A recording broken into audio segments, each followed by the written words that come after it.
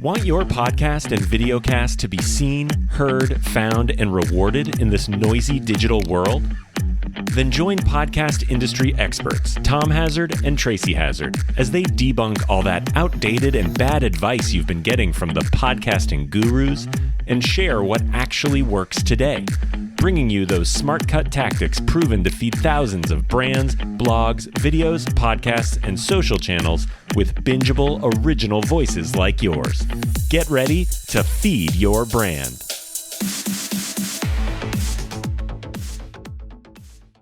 Hey everyone, welcome to Feed Your Brand. I'm Tracy Hazard, and I am going solo today to talk about newsletters. I know it sounds like so archaic to say that, right? I'm going to talk about newsletters, but I'm going to talk about AI-driven newsletters and how we're using it to build our community. When we talked about trying to keep our team and our community updated, we wanted to educate them and update them. And there's so many changes going on in the podcast industry. So it has a lot of new things that come up at any given time. And there's new tactics that didn't work yesterday that work today, or stuff that's been working that stops working. And you have a lot of that you need to discuss and share. And it's really hard to get your community to pay attention to a social media post about it. So how do we do that? How do we keep them informed? And let's face it, our emails are inundated. So we ignore 90% of what comes through an email. So are we really going to pay attention to a newsletter? It was a big question I had. And then I thought about the amount of effort for the amount of people paying attention to that newsletter didn't seem worth it to me. And so we'd put this off and not thought about this. But there got to be, and there's Tom popping in. So there got to be such a model of so much content and information that we needed to convey to our community to help them transform their podcast, help them grow, help educate them on what's going on in the industry, keep them informed and updated, and then add that in, keeping them informed about the AI impacts into podcasting. Like all of those things were confusing things to the point at which we really needed to make sure that we were keeping them up to date in some way, shape, or form. So we felt that the newsletter was the best model for us to be able to keep them informed, but let them to decide how to communicate, how to access that, how to engage with that, how to view it. But with the AI-driven model, it went one step further. If they did engage with it, if they do engage with it, it customizes and gives them more of what they're looking for. And so that's how we decided to approach this. And so it wasn't until really these AI newsletters came in that I started to say, okay, this is going to do what I want it to do. It's going to create this proper weekly roll up, and it's going to feel like it's giving me the information I need. So if I'm in the exploration of deciding to publish a book for my podcast, then I can do that. And I will get more information if I click on some of those articles. Or if I'm solely interested in growing my YouTube and I start clicking on more of those articles, I'm going to get them back from me. So, hey, Tom, glad you jumped into the episode, the AI-driven newsletter. I'm really have enjoyed experiencing it. I have to tell you, it is completely different. Newsletters used to take so long to put together. And then, is the content really going to be of interest to everybody? There's so much about this new program that makes it easy and more valuable for the recipients. I mean, it's sort of customized to everyone, right? Absolutely. And it's that customization that added that extra edge for it to me because, this is the thing. I'm not a beginner podcaster. So is everything that's going to come out there going to be too beginner focused? Like that's an edge, or am I going to be talking over the head of somebody who's new? So by really being able to allow the AI itself to customize that, it's given us the ability to make one newsletter and make it work for more people in our community. And we actually use it now, and I don't know if you mentioned this already, but we use it to announce our topic for our, upcoming weekly coaching call, which is also the topic for this podcast episode, right? Right. So every week we do pin that and adjust it. It's kind of the main announcement. But when we used to send the announcement about the coaching call, we used to get all these people writing back. They're so annoyed. They don't need it. They don't want these emails. It's just too much. So it wasn't enough relevant, useful information. But here, by pinning that and adding it into the newsletter, we're able to make that announcement, but also provide additional value. So it makes those kinds of email announcements more read, right? Like more commonly read, because they'll take a look at that. So that's one of the other reasons we needed to have a vehicle to announce what the coaching call topics are. That's, what you're listening to right now. And if you're listening to the live stream. And so those, we had multiple things that we wanted to accomplish. And it really wasn't until we had this AI customization that was able to come in that we were able to do this at a reasonable cost, right? And that's also something to consider. So for under $200 a month. And that's if you do bells and whistles, right? Like you don't have to pay that much. There's cheaper versions of it. But if you do, we do 2 different versions of our newsletter. We actually do 3, but there's 2 different versions for 2 different audiences. And so we have a couple of versions. So we're running multiple newsletters, which you can run. There's also the number of people you have in your circulation list that goes into the factor of like how you max out. So whether or not you have to buy you could start with a small one. And then as you get a larger newsletter subscription base, you can grow up to it and expand. So that's one of the areas we were looking for, was keeping the cost low on this. The second thing for us was really making sure that we felt that the company was going to last, right? Because a lot of these companies... mean the provider, you're saying. The provider, yeah. Yes. Because a lot of these AI companies are all only in it to get bought out, right? Like that's the thing. They want to create one killer app and then get bought by a bigger company. And then you're going to lose all the things you've built and all of this. So we really spent a lot of time, and it took me about 4 months to review all of the different options. And one of the things that I came across is that I found that about half of the people I was meeting with were reselling the same thing. So they were actually not creating they were managing a newsletter service, but they weren't the provider of it. They weren't the actual source. And so it eliminated a lot of these newsletter.ai and like a bunch of these companies that were just like popping up left and right to be able to do this stuff. And we instead went straight to the source that we found most of them were using. And so that's rasa.io. Now, the thing about Rasa, I think that's how you say it. That's how I say it. That's how I've always said it. I've always said it. Rasa.io. Yeah, I'm pretty sure that's how you say it. But the thing about Rasa is they also just got a huge influx of capital. And I think they've been doing everything right by what they're doing. We've been with them at least 9 months now and set up all the way through. So we've been doing this for a while, but we've actually been now about 5 months in actual execution of sending it out regularly to some subscribers. We obviously grew up our list and then added everybody at the beginning of this year. So we're really talking about 3.5 months into it at this stage. So we chose them because of a few things that they have. First off, the sales process was great. The people there were fantastic, hands-on.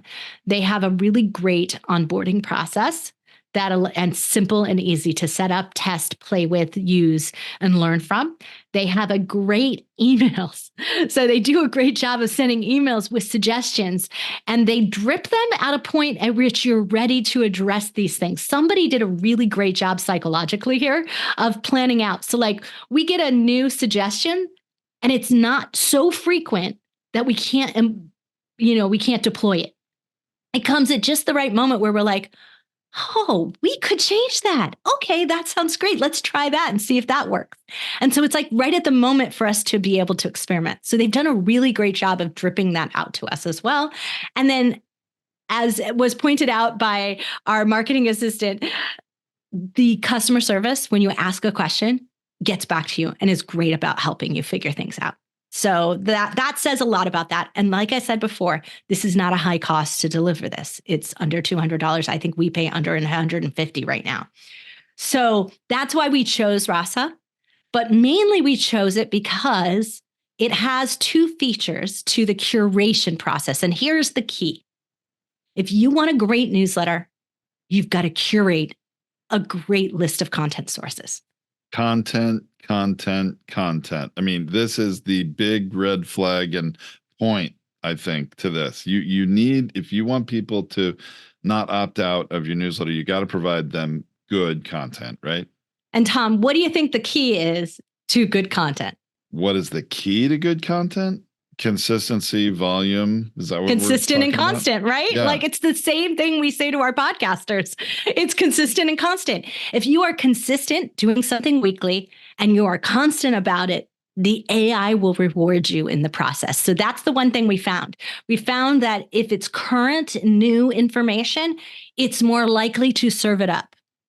It's more like it looks at that first and then it looks at relevance. So, because it wants new information, because if it's something new, if we're talking about, the changes to Apple standards or something in the podcasting industry, this is relevant information, but it's also current information that we need to disseminate as fast as possible, right? Everyone needs to get to it. So the AI will reward that by putting that in more newsletters.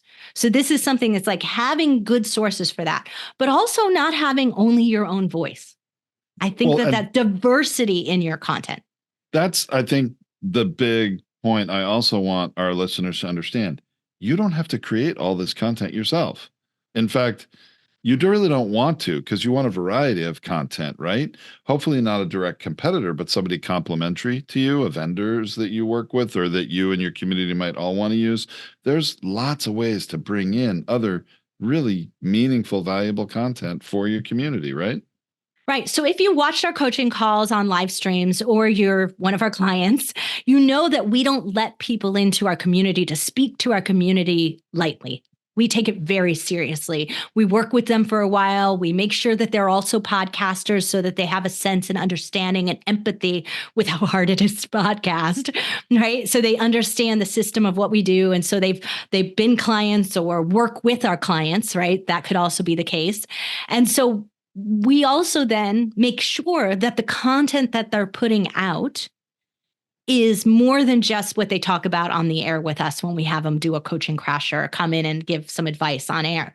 We want them to have their own set of content that is educational, that is informative, that's not a bunch of webinars, that's not irrelevant. Now, they can have that content in video. So in a video library on YouTube, they can have it in a podcast and they could have it in a blog. So it does not have to be podcast only. I want to be clear about that. Like you could have it in any one of those formats. But I also want them to be consistent and constant because I can't help and promote them and I can't provide their useful information and services. It won't show up if they're not currently posting, right? They're not adding to that information regularly. So that's our requirement. So we're really careful about it. So really, you won't see in the Podetize Weekly newsletter, you will not see anyone who isn't a joint venture partner. If you're joining us on Podcasters United, so in the nonprofit that we've donated our podcast here, Feed Your Brand, and we do all of our live streams through podcastersunited.org. If you're in the Podcasters United one, it might have some what we call sponsor founder members. So it might have some members that serve the podcasting community, but aren't necessarily podcasters, but they do mostly have their own content in some way, shape, or form, or it doesn't work, right? So there's some expansion into people who provide SEO services and webinar services and other things that might make a more robust podcasting business than things that we would present to our own client base. So there's a little bit of diversity going on there in what we've offered and do, but they have to be a sponsor member or their content's not getting served up over there. So those are the two newsletters we have. If you're not one of our Podetize clients, that's okay. You can subscribe to the Podcasters United. Go to podcastersunited.org. And if you fill out the form there to join the membership there, you'll automatically get enrolled in the Podcasters United newsletter. It's free. There's no charge. That's the only emails we send. We don't send a bunch of emails otherwise. So that's the only thing you'll get a weekly, and you can check it out and see how this Rasa newsletter thing works. It's amazing. So we have a lot of fun with that. So Tom, have you read some of the newsletters that have been coming to your inbox, and have some of them caught your eye? Oh, absolutely. Yes. Why do they catch your eye? Because you're not a reader. Yeah, it's not the primary way I like to consume information, but it gets my attention. I'll tell you that. Right. And you get hundreds and hundreds of emails. You're always backed up on email. I know you are, right? It's a subject line in the preview text that get my attention. Exactly. And that's the two things that we've really learned and played with some. So I'm just going to read a couple of examples of some of my favorites just to give you a sense of it. It says, if you don't read this, your eyeballs may explode. Why risk it? So we've had a lot of fun with it, right? Thinking about this. Anyway. Yes, yeah, we're trying to have a lot of fun with this. What is this week's? Let me look at this week's. Let's see. This week's was, do you know how long it takes to write a good subject line? ... Me. Which I thought was really funny. And then we have on Podcasters United this week, it was every day, thousands of newsletters go unread. Won't you please help? So like you see, they're very cheeky. They're very fun. And then what we discovered, and this is Tom, your key, you brought this to our attention. If you don't insert a preview line, and what we do with our preview line is we put the topic for the coaching call in the preview line. And the preview line doesn't really show up when you get to the email. It's when you're looking at it in its preview mode, right? So mostly on your phone, you'll notice a preview line. But if you do not put a preview line, what happens, Tom? Well, so here's what I learned. Yeah, because of the changes with if you've done any mass email or received any, if you don't send a lot of mass email, and I send a lot of mass emails out to people that are not a part of our community yet, podcasters, because I have a live session usually every week about how to grow your audience and provide real value. But you're sending emails to people that don't know you really very well. And now with the new standards, the very first thing at the top of every email needs to be an unsubscribe link. And if you don't do that, your email is going to get filtered out by Gmail, which is a huge number of emails on this earth now, among other spam filters.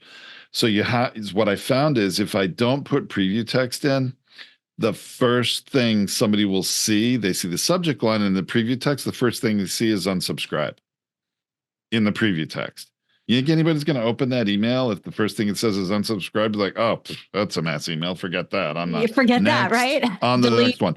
So what I found is not only do I need to put in not only do I want to create a meaningful, a preview text that's going to build anticipation and get people to want to open the email now, but if I don't have a preview text line of a certain number of characters, then because what you're trying to do is use up there is a maximum character count for preview text, and you want to use all of it. And the reason is so in every situation, and it's different on every device. It's going to be different in your mail app on your phone than on your laptop, or in one email program versus another. But you want to use all that preview text because it pushes that unsubscribe, which is the very first thing in the body of the email, pushes it off so it will never appear in the preview text. That is what I learned. And this is, free tip, pro tip for any of you doing mass email. That is a new change that occurred here in 2024 with the new email standards.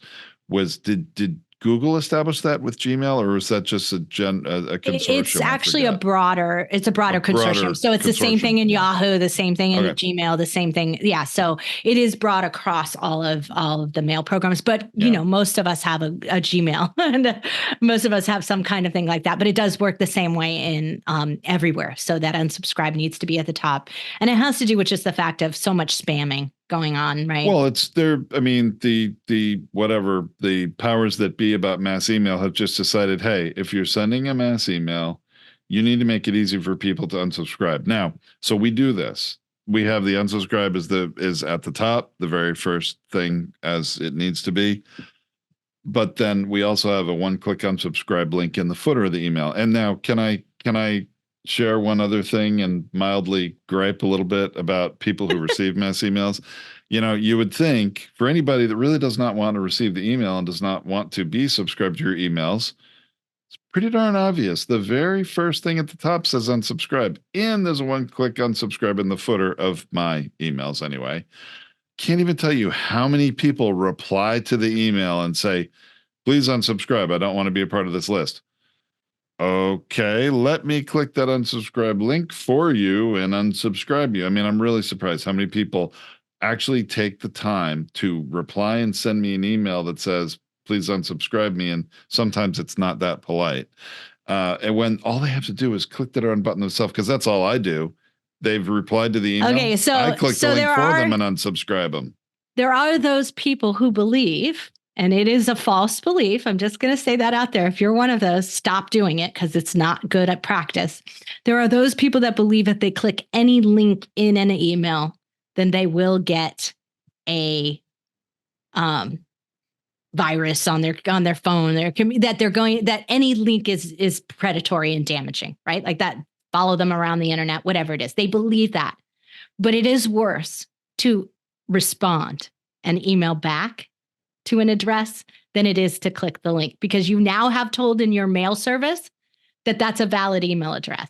So you actually validated them by doing it instead of hitting unsubscribe. So I'm just going to tell you that's the way the rules of mass email and all of the different companies that you send it out through, I mean, if they unsubscribe, that's like a cardinal rule. Boom, they're on a permanent do not email list, right? So if you don't want to receive it, you need to unsubscribe. Now, okay, maybe there's some people hacking. So let's talk about unsubscribe. Okay. So this is also something that I just discovered this week, right? I didn't know if you wanted to share that. But, yeah, you're gonna. So this is fun, folks. We had the most So I had to unsubscribe, and because we have a bunch of test emails that we'd been running for a while, and I realized I was getting like 3 copies of the newsletter, which is not good. Of our own newsletter, yeah, I was getting 3 copies, so I needed to unsubscribe one of them to do it. So I tested the unsubscribe process, and I don't know why I hadn't done it before now, but I did do it.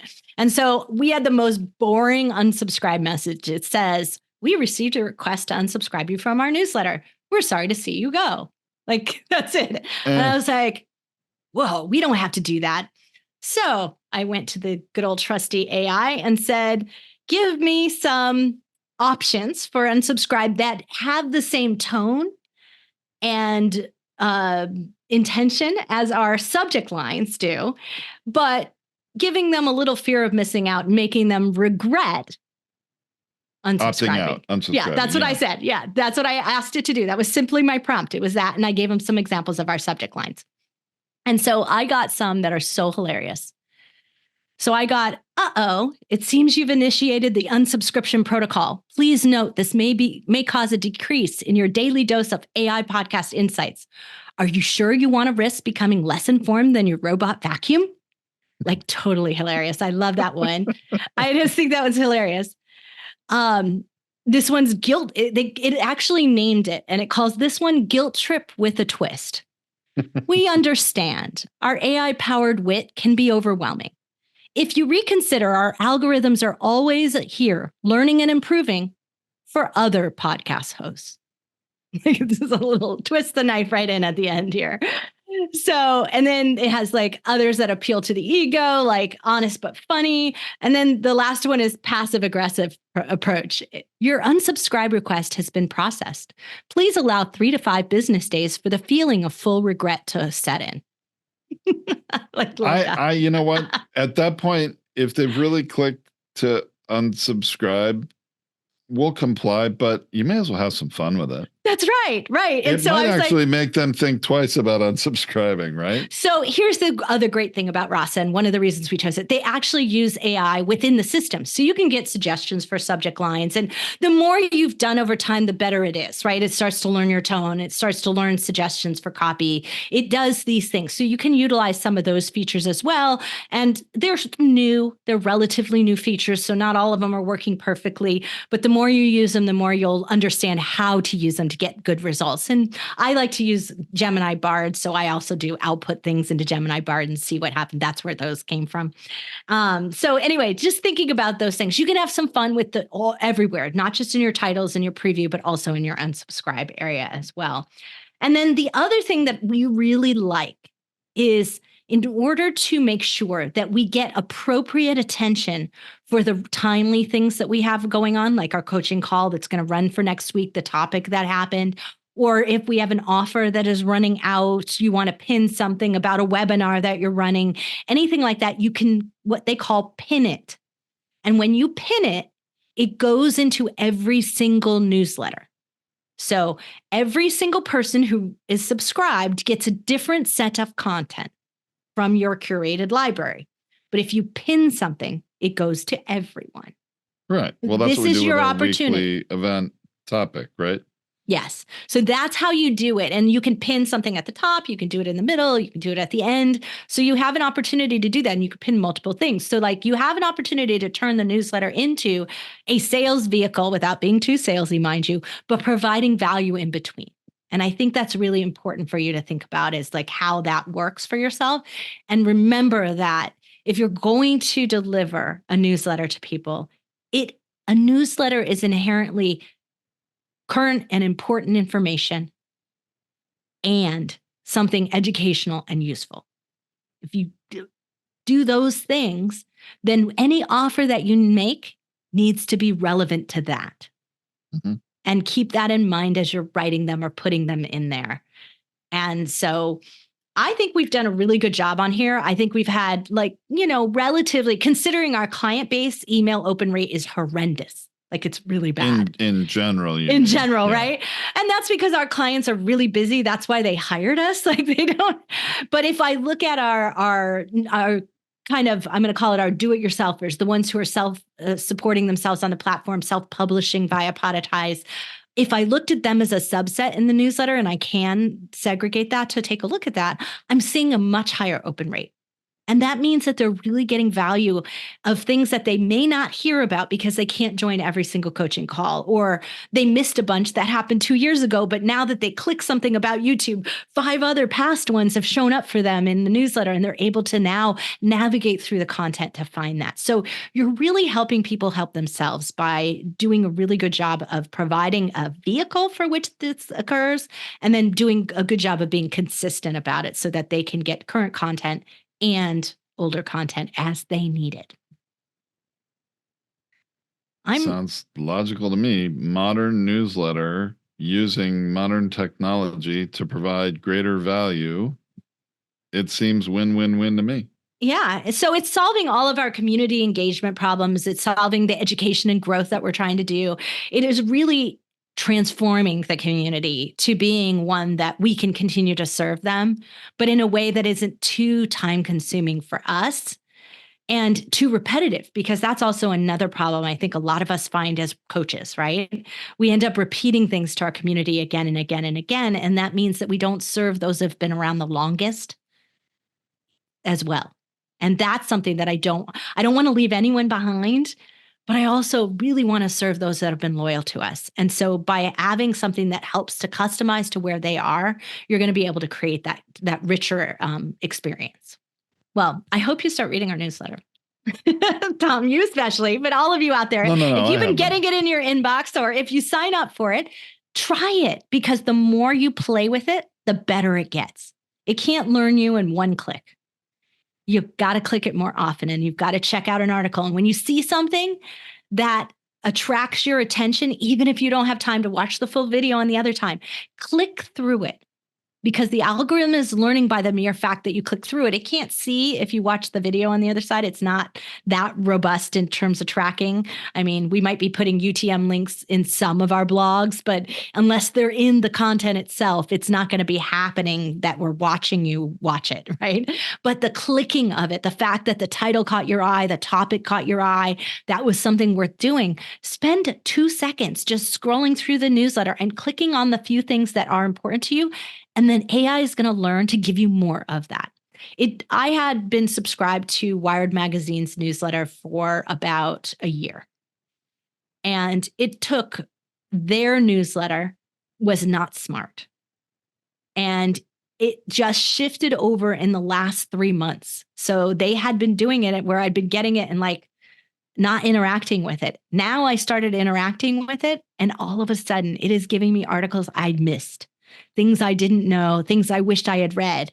And now they're coming up for me there. So all kinds of big companies, media companies, are using these methods. Why not use it for your business? I guarantee you have a lot of content in there that no one's gotten to see yet. And wouldn't it be great if they could find it right when they needed it most? All right. That sounds fantastic. I've been so excited about this. I hope our listeners got a lot of value out of that. And remember, go try it out. Go to podcastersunited.org and then, become a member, and you can test it out right there. right? Yeah, we have links to everything and links to Rasa, of course, so that you can make sure you get into the right process. And actually, I think we managed to get a special link. So it's podetize.com/Rasa that if you RASA, if you use that link, it gets you to the same team we have, which is kind of like we managed to structure that so that our link gets you to the same salespeople that we already worked with and use. So that's kind of fun and nice because we know they're good. All right. Words to the wise. Well, hey, we hope to see a lot of you getting value through the either Podcasters United newsletter or obviously Feed Your Brand, which you will also find at podcastersunited.org. All right. And remember, if you were a member of the Podtize community, you would be able to stick with us in after we get after our recording our episode here to ask questions. So, but until next time, it's been Tom and Tracy Hazard on Feed Your Brand. Heard something useful today but didn't have a chance to write it down? No worries. Tom and Tracy have you covered. Head to podetize.com where you can get free tips, resources, advanced masterclasses, and launch boot camps. While you're there, book a free audit to find out how your podcast scores against the competitors and what you can do about it. Last thing, don't forget to follow Podetize, Tracy Hazard, and Tom Hazard on social so you can ask questions during their next live stream. Until next time, keep podcasting.